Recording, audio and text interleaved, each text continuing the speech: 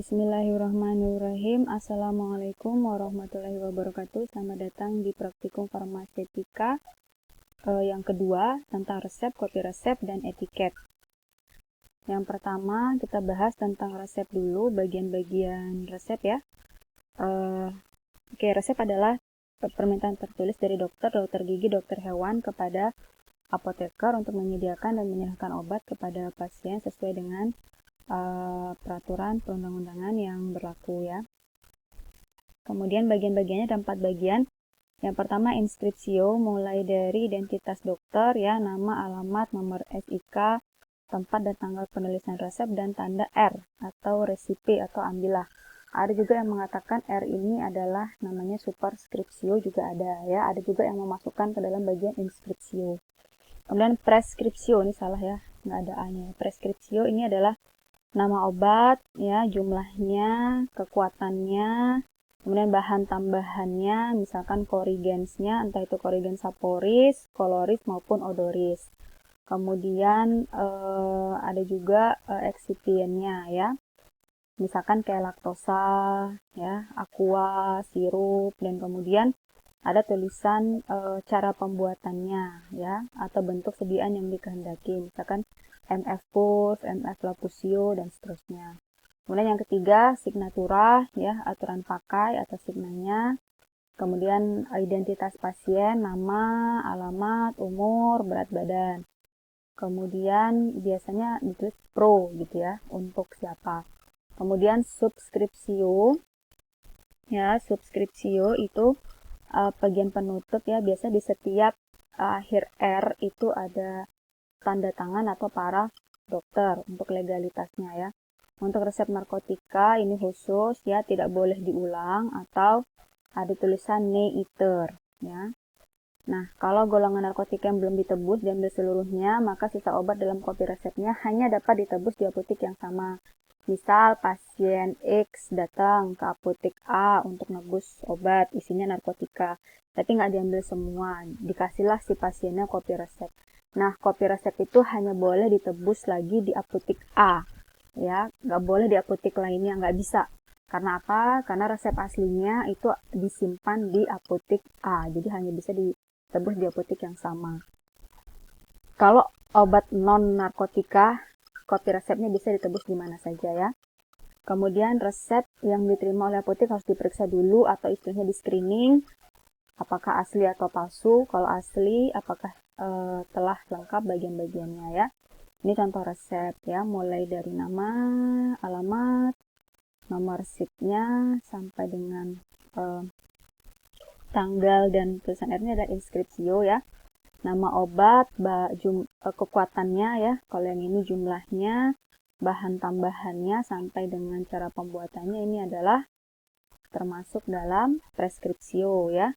Mulai dari signa sampai dengan identitas pasien itu namanya signatura. Kemudian harusnya di sini ada paraf dokternya ya, paraf dokter namanya subskripsio ya. Kemudian ya boleh ya kita mengganti obat generik bermerek ke obat generik berlogo, misalkan Panadol, nggak ada adanya paracetamol, itu bisa. Asalkan ada persetujuan dari dokter dan atau si pasiennya ya, nggak boleh mengganti dengan yang isinya berbeda. Kalau isinya sama masih diperkenankan asalkan pasien atau dokternya berkenan. Kemudian kopi resep ya, atau salinan resep. Nah, untuk salinan resep ini adalah atau turunan resep ya, memuat semua keterangan obat yang terdapat pada resep asli ya. Istilah lainnya adalah apograf. Yang buat siapa? Yang buat adalah apoteker, ditandatangani oleh apotekernya. Kemudian kopi resep itu kalau misalkan jumlah obatnya yang diberikan tidak lengkap atau memang sudah lengkap tapi atas permintaan si pasien, itu boleh ya dimintakan lagi. Nah, kemudian ini contoh ya, misalkan ada resep ya, di sini ada tulisan ITER 4 kali ya, artinya pasiennya itu bisa mengulang dengan resep yang sama sebanyak 4 kali ya. Artinya pasien dapat menerima resep obat sebanyak 5 kali ya. 1 kali dari resep asli yang ini kan resep asli diserahkan ke apotek ya, dapat dia 1 obatnya ya. Kemudian iter 4 kali, nanti kan dikasih kopi resep. Nah, artinya kopi resep itu bisa dia dapatkan sampai 4 kali. Jadi total obat yang dia ambil itu adalah 5 kali menebus resepnya ya.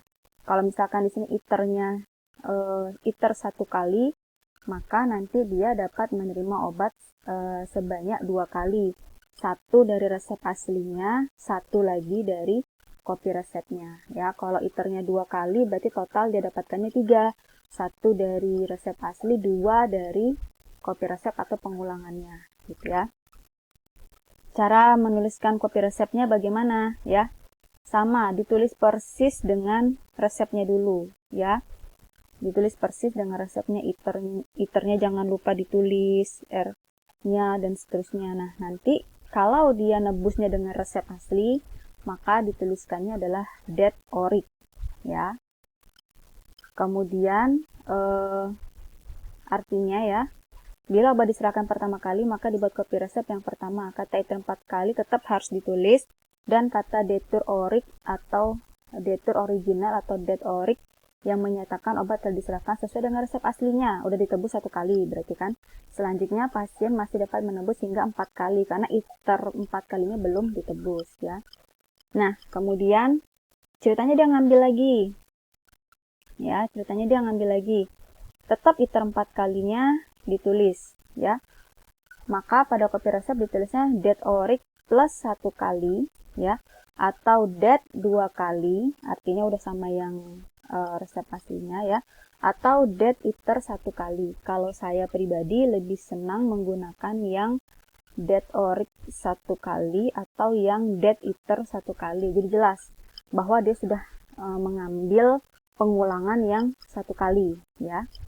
Kemudian kalau misalkan dia, ini kan tadi nebus obat yang kedua ya, sekarang dia nebus yang ketiga, maka det orik plus 2 kali atau detur 3 kali atau det iter 2 kali, artinya sudah diambil yang pengulangan yang kedua kali. Kalau ngambil obat yang keempat ya, maka det iter 3 kali, berarti iter yang ketiga yang sudah diambil. Kalau pengambilan obat yang kelima yang terakhir ya, yang pengulangan yang terakhir, maka det iter 4 kali. Kalau di sini sudah ditulis det iter 4 kali, artinya iter 4 kalinya ini sudah selesai diambil, sudah nggak bisa diambil lagi, sudah tuntas pengobatannya ya. Untuk etiket ada 2, ada etiket warna putih dan warna biru. Bedanya kalau etiket putih adalah untuk obat dalam, artinya yang melalui obat yang digunakan per oral, yang melalui sistem pencernaan. Kalau etiket biru adalah untuk obat luar ya, yang tidak melalui saluran pencernaan, misalkan kayak salep, krim, dan sebagainya. Kemudian di etiket juga dicantumkan lengkap ya, sudah ada contohnya di halaman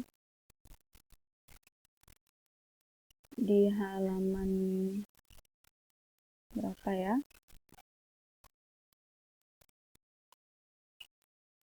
Oke, di halaman 11 ya.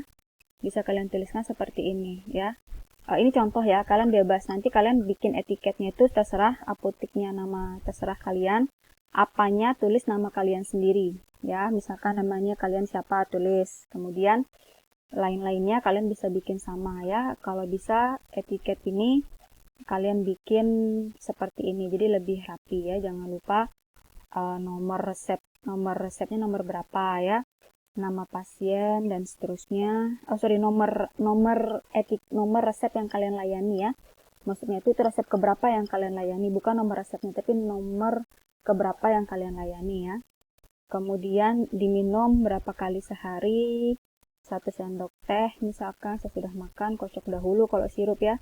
Jangan lupa tulis nama obatnya, paracetamol sirup misalkan, dan khasiatnya untuk demam, dan jangan lupa harus kalian berikan paraf di sini ya. Ini contoh untuk yang etiket birunya. Nah, di sini kopi resepnya juga sama, nama apotek kalian apa, nama kalian siapa, nanti ditulis yang lengkap ya. Kemudian jangan lupa stempel apoteknya, dan jangan lupa di sini harus kalian berikan paraf ya. Kemudian untuk latihannya ini bisa kalian kerjakan di rumah ya. jelaskan bagian dari resep tersebut. Nah, resepnya ini ada 5 ya, 1, 2, 3, 4, 5. Masing-masing resep ini kalian jelaskan bagian-bagiannya, mana yang inskripsio, preskripsio, signatura, sama subskripsio. Kemudian dari bagian-bagian itu ada yang kurang nggak? Ya, kalau ada yang kurang, apa kurangnya? Usulnya kalian apa ya? Yang kedua, jelaskan singkatan dan arti. Jadi singkatannya apa? Misalkan ini sol ini singkatannya apa? S itu singkatannya apa? T itu singkatannya apa? Beserta dengan arti dari singkatan tersebut. Semua pada 5 resep ini ya. Tulis keterangan nama resmi, sinonim, khasiat, rumus kimia, dosis lazim dan maksimum, pemberian, kelarutan, penyimpanan dari masing-masing obat pada resep ya. Misalkan hidrogen peroksida ini apa? Gitunya ya, keterangan yang di sininya. Kalau misalkan Bu dia nggak ada dosisnya Bu, kalau nggak ada dosisnya ya udah di FI cari dulu di literatur yang lain. Kalau di farmakopi nggak ada, lihat dulu di buku yang lain. Atau lihat mungkin di FI itu ada tapi dia menggunakan nama sinonimnya, bisa saja ya. Contoh misalkan yang ini Epexol. Bu, Epexol nggak ada di farmakope. Lihat, Epexol itu nama dagang atau nama generiknya, berlogonya. Kalau nama, lihat di ISO, Epexol itu isinya apa? Apakah Broxol atau Bromhexin ya? Kemudian nanti kalian lihat di farmakope. Farmakope lihat isinya. Misalkan ternyata Epexol itu isinya Ambroxol. Nah, kalian lihat itu di FI, Ambroxol itu ada dosisnya nggak? Kalau ada, catat gitu ya. Karena siapa tahu dia menggunakan nama merek dagang, atau siapa tahu dia menggunakan nama sinonim yang lainnya. Misalkan kayak paracetamol. Paracetamol itu nama lainnya adalah acetaminophen, misalkan kayak gitu ya. Kalau di FI nggak bakalan kamu temuin paracetamol ya. Yang ada tuh pasti acetaminophen gitu ya. Nalgestan juga sama, dan seterusnya. Kemudian, buatlah kopi resep dari masing-masing resep. Jadi dari resep 1 sampai resep 5 itu kalian bikinkan kopi resepnya. Jika terdapat ITER, buatlah semua kopi resepnya sampai obat diambil semua oleh pasien. Contoh, ini kan ada tulisan ITER 2 kali. Maka kalian bikinkan kopi resepnya sampai dia dengan date ITER 2 kali. Ya. Kemudian buatlah etiket masing-masing resep. Perhatikan, kalau resep ini, resep 1 ini menggunakan etiket warna apa? Resep 2 menggunakan etiket warna apa, dan seterusnya. Ya. Nah, laporannya, untuk format laporannya, kalian buat persis seperti dengan yang ada di sini, seperti yang ada di praktikum kedua ini. Yang A judul, A tujuan, B teori, C-nya langsung ke kelengkapan latihan ini kalian isi. Kemudian D, E, F-nya itu nanti langsung ke sisanya adalah seperti format laporan ya. Seperti format laporan. Nah ini. Jadi kalian A-nya itu tujuan, B-nya itu tinjauan, C-nya itu adalah latihan tadi ya. Kemudian kalian skip sampai dengan langsung ke evaluasi dosen, nanti diisi oleh dosen, tapi tetap kalian bikinkan dia space, pembahasan, kesimpulan, dan daftar pustaka gitu ya. Jadi kalian mengerjakan A, B, kemudian langsung C-nya latihan, kemudian langsung lanjut ke evaluasi, pembahasan, kesimpulan, dan daftar pustaka ya. Kira-kira seperti itu. Jika ada yang ingin ditanyakan, silakan komentar pada kolom komen. Saya tutup. Terima kasih banyak. Wassalamualaikum warahmatullahi wabarakatuh. Selamat pagi.